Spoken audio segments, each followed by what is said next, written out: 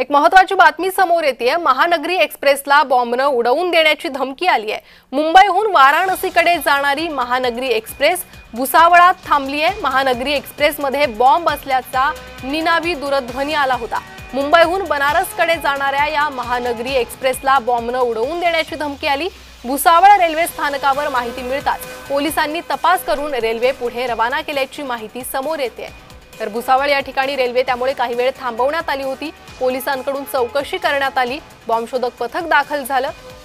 तर बॉम्ब असल्याची आणि बॉम्बने उडवून देण्याची धमकी आली होती। महानगरी एक्सप्रेसला बॉम्बने उडवून देण्याची धमकी आली होती। एकीकडे दिल्लीमध्ये स्फोट झालेला आहे, त्याच पार्श्वभूमीवर इतर सगळ्या मुख्य शहरातील सुरक्षा व्यवस्था या वाढवण्यात आलेल्या आहे आणि अशात ही धमकी आली। महानगरी एक्सप्रेसला उडवून देण्याची धमकी आली आणि त्या पार्श्वभूमीवर शोध सुरू झालेला आहे।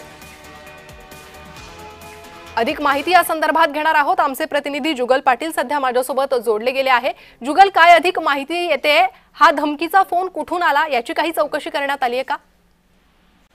मुंबईहून बनारसकडे जाणाऱ्या महानगरी एक्सप्रेसला आज बॉम्बने उडवून देण्याची धमकी देणारा मेसेज हा रेल्वेमधील शौचालयामध्ये लिहून ठेवल्याची माहिती मिळताच रेल्वे प्रशासन हे या ठिकाणी अलर्ट मोडवर आलेलं आहे। संपूर्ण रेल्वेची या ठिकाणी तपासणी केली असता केवळ अफवा असल्याचं हे समोर आले आहे।